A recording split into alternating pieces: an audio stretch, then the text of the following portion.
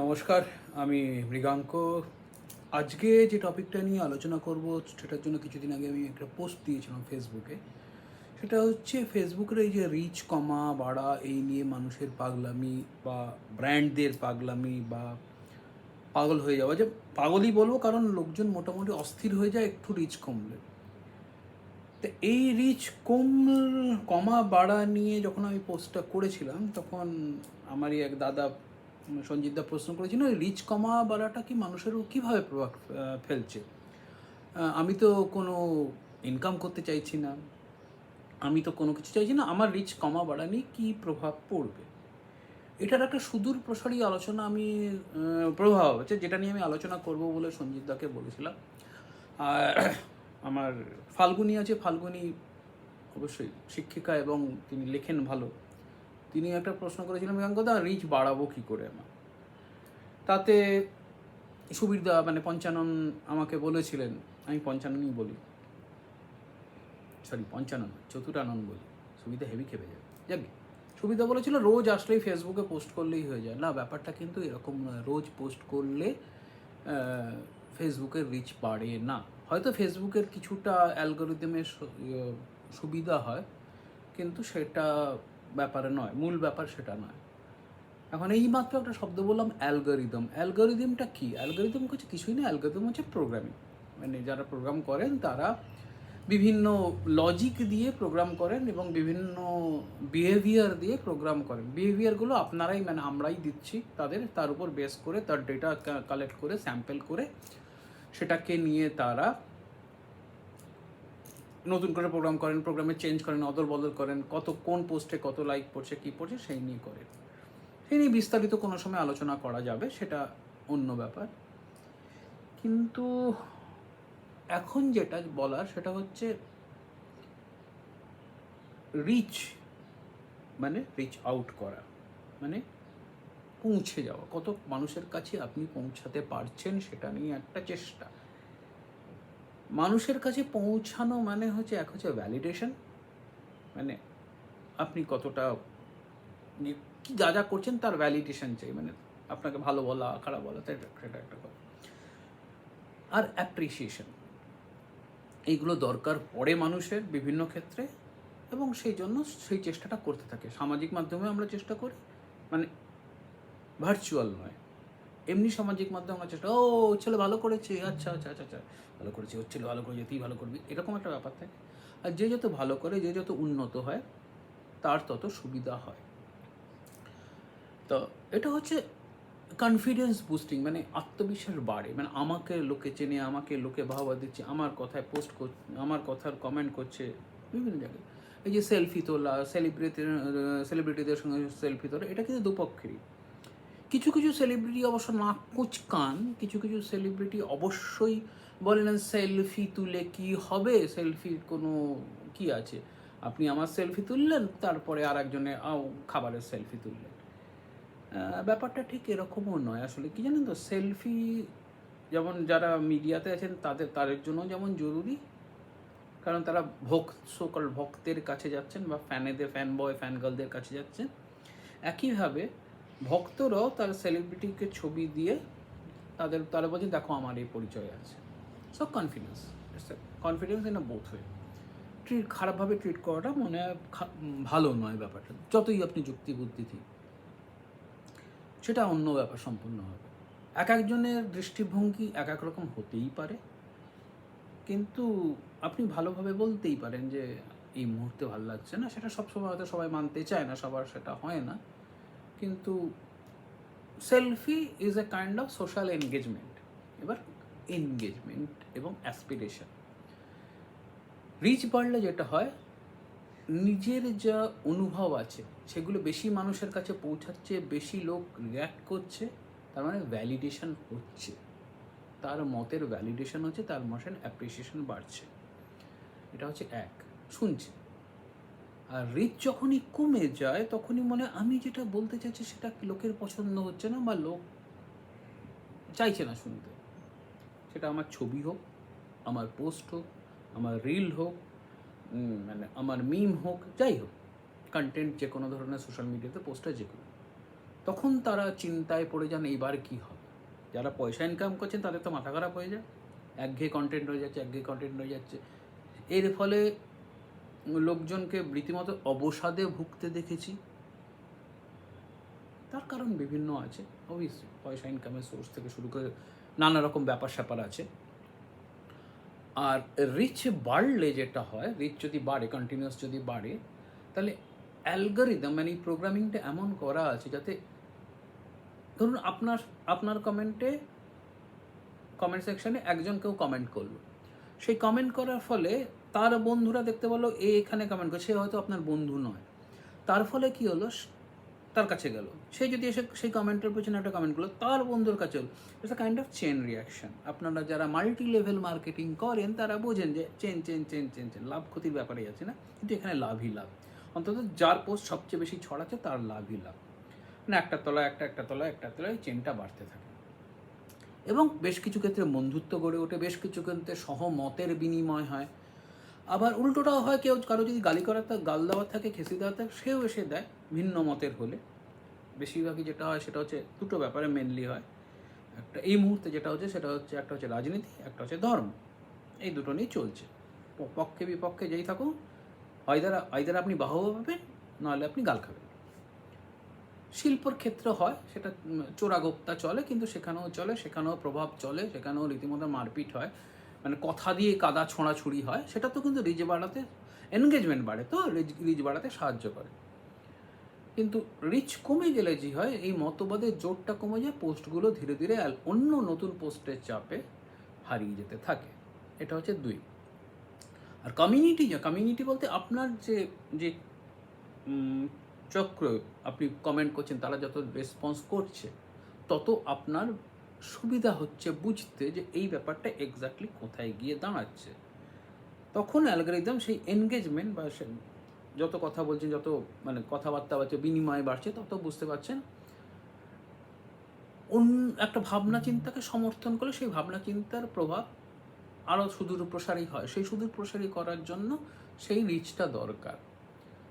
সেটা অনেকে পয়সা দিয়ে করেন, অনেকে অর্গানিক্যালি মানে সাধারণ বা স্বাভাবিকভাবে বেড়ে ওঠা। এমনও আছে বহু ভালো মত, বহু ভালো ছবি, বহু ভালো কথা, যেহেতু সাধারণ মানুষ হয়তো সে সময় পছন্দ করছেন না, বা বিরোধী পক্ষ বেশি আছে, অতএব সেই কথাগুলো চাপা পড়ে যায়। যা হয়, মিথ্যে কথা বেশি ছড়ায়, সত্য কোনোদিন অত তাড়াতাড়ি ছড়াতে পারে না। বিভিন্ন উদাহরণ আছে, এই দেশেই বহু উদাহরণ আছে। একটা নাম তো আপনারা সবাই জানেন, হোয়াটসঅ্যাপ ইউনিভার্সিটি, কীভাবে মিথ্যে ছড়ানো হয় সেটা অন্যভাবে, সেটা দিয়ে পোস্ট করে শেয়ার করে। এবং যেহেতু তথ্যের যাচাইটা সেভাবে হয় না, এবং যাচাই করতে গেলে একদল সেট অফ মানুষ থাকেন যারা সেটাকে খণ্ডন করতে ঝাঁপিয়ে পড়েন, যে এই তুমি ভুল বলছো, এটা যেটা বলা হয়েছে এটাই ঠিক, এবং সেটা বেশ কোঅর্ডিনেটেড ওয়েতে, সংঘবদ্ধ হয়ে করা হয়, সেটাও কিন্তু সেই পার্টিকুলার ভুল মতবাদটাকে রিচটা বাড়ানোর চেষ্টা করা হয় বিভিন্নভাবে। এবং রিচ কমলে বা বাড়লে যেটা হয় সেটা হচ্ছে ওই নিজের সেলফ যে অ্যাসেসমেন্টটা থাকে, সেলফ যে মোটিভেশনটা থাকে, মানে নিজের যে আত্মবিশ্বাস, নিজের যে সম্মান, সেটার উপর প্রভাব পড়ে, অন্তত ফেলতে সক্ষম হয়েছে এই সোশ্যাল মিডিয়া মানসিক বিভিন্নভাবে। কারণ যারা দূরে থাকে বা যারা কাছে থাকে, যারা সবসময় মিট করতে পারছে না, সবসময় আড্ডায় যেতে পারছে না, তাদের কাছে কি হচ্ছে, পোস্ট করলো আচ্ছা কে দেখছে। যখনই এটা হবে তখনই কিন্তু সেই সমস্যাটা কমবে বা বাড়বে।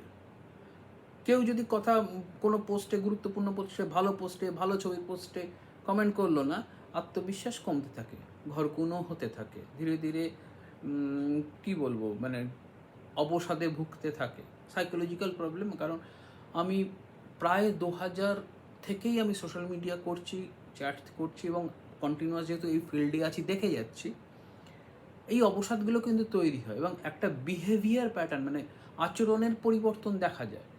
যেটা আপনি বাইরে করছেন সেটাও এখানে করছে, খিস্তি খামারি সবই হয়, কিন্তু বিহেভিয়ার প্যাটার্নের পরিবর্তন দেখা যায়, অবস্থানের পরিবর্তন দেখা যায়।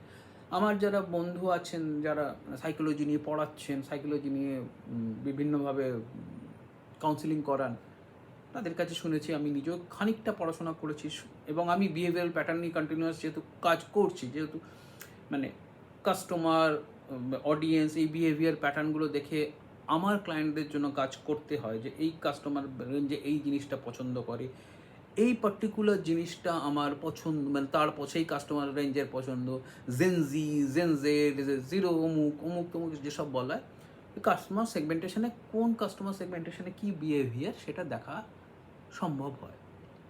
আচ্ছা, আমি যেহেতু মাঝে মাঝে দেখবেন আমি এদিকে দেখাচ্ছি, কারণ আমি যেহেতু ট্যাবে রেকর্ড করছি, আমার ব্যাপারটা এদিকে, ক্যামেরাটা এদিকে আছে, আমার চোখটা বেশিরভাগ সময় ওদিকে চলে যাচ্ছে। সো সেটা একটা, এটা হলো এক।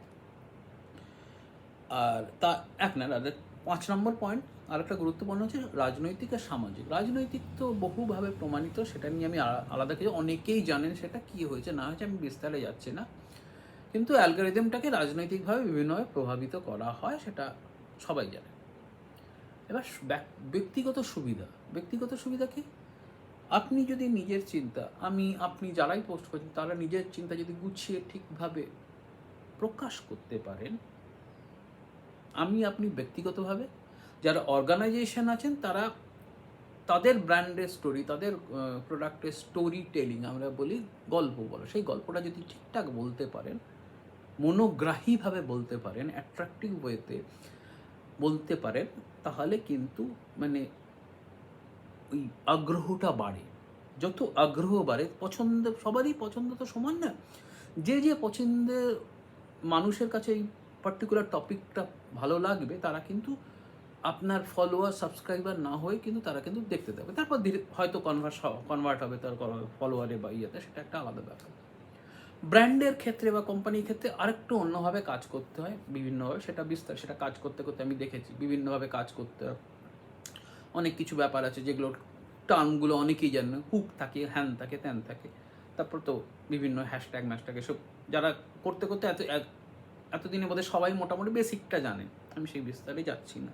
তারপরে প্রচুর ব্যাকগ্রাউন্ড কাজ করতে হয় বিভিন্নভাবে, কনস্ট্যান্ট মনিটরিংয়ে থাকতে হয়, সেটা অন্য ব্যাপার। কিন্তু সাধারণ মানুষ যাদের রিচ কমে যাচ্ছে, রোজ বলছে এই একটা পোস্ট কর, এই একটা কিছু কমেন্ট কর, আমার রিচ কমে গেছে, বিশেষ করে নতুন যারা বাচ্চা যারা করছেন, পোস্ট ফেসবুকে আসছেন, অনেকেই বিভিন্ন ধরনের কোশ্চেন পোট করেন, আমাকে আমার সম্বন্ধে কিছু বলুন, একটা কমেন্ট করে যান। এটা হচ্ছে আলটিমেটলি ওই আর কি, নিজেকে প্রবোধ দেওয়া, নিজের ব্যাপারে একটু মানে নিজেকে রিকনসিডার করা, নিজের মুডকে রিভাইভ করা, মানে নিজেকে নিজে বুস্ট করা আর কি। হ্যাঁ, কেউ তো আর বলবে না দূর আপনি মশাই, আপনি একটি জঘন্য মানুষ, হ্যাঁ আপনার দ্বারা কিছু হবে না, এটা তো কেউ পোস্টে কোনো দিনই করে না, রেয়ারলি করে যদি না সত্যি।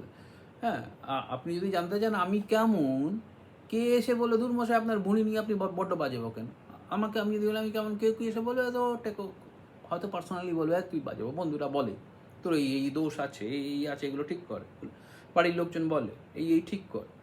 কিন্তু সোশ্যাল মিডিয়াতে মানে একান্ত রাজনৈতিক শত্রুতা না থাকলে, ধর্মীয় শত্রুতা না থাকলে চট করে কেউ খারাপ বলে না। রাজনৈতিক শত্রুতা থাকলে তো মানে যা খুশি তাই বলতে পারে, সেটা এখনো পর্যন্ত ফ্রিল্যান্সেস করা আছে। কিন্তু যদি যাদের সঞ্চিত, যেটা বলছে রোজগারের ইচ্ছা নেই, তার প্রভাব কিন্তু তার ফলে কি, আমি সোশ্যাল মিডিয়ায় আছে, কথাবার্তা বলবো, কিন্তু আমার রিচ কমে গেলে বা বাড়লে কি অসুবিধা হয়?